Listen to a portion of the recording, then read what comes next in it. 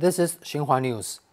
China has lodged solemn representations to Japan on Friday over its negative moves in Washington, according to the Chinese Foreign Ministry. Liu Jinsong, Director General of the Department of Asian Affairs of the Chinese Foreign Ministry, summoned Chief Minister of the Embassy of Japan in China, Yokochi Akira, to lodge solemn representations and express serious concerns and strong dissatisfaction over Japan's negative moves during the Japan-US summit in Washington and the trilateral summit among the United States, Japan, and the Philippines. China has also lodged solemn representations to the Philippines on the same day over its remarks during the trilateral summit.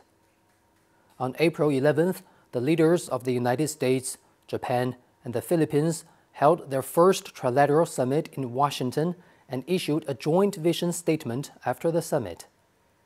Previously, the United States claimed that this summit and the U.S.-Japan-Philippines cooperation is not aimed at China. However, the statement discusses the South China Sea issue at length, blames China on the East China Sea issue, and contains irresponsible comments on the Taiwan question.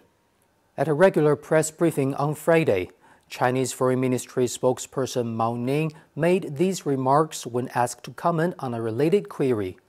First, China strongly opposes this country's manipulating small group politics, opposes any acts that instigate and drive up tensions and harm other countries' strategic security and interests, and opposes forming exclusive circles in the region.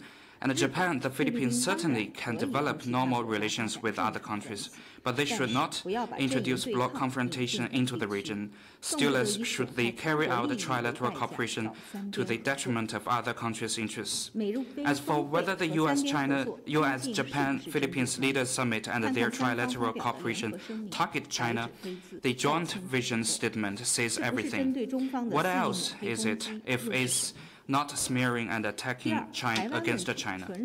And second, the Taiwan question is purely China's internal affair, and resolving the Taiwan question is a matter for the Chinese ourselves and brooks no external interference.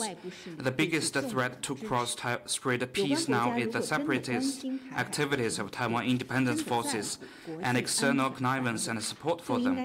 If relevant countries truly care for cross-strait peace and stability and the global security and prosperity, they should abide by the One China principle and oppose Taiwan independence, separatist activities, and support China's reunification.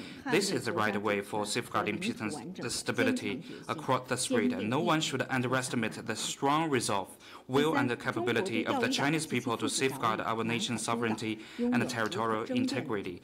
And China has indisputable sovereignty over Diaoyudao and its affiliated islands and Nanhai Zhudao. Our activities in the East China Sea and South China Sea are lawful, justified, and beyond reproach. And we do not accept a relevant country's groundless accusation and a deliberate smear against us. And China does not accept the illegal arbitrary award on the South China Sea or any unilateral moves based on the award.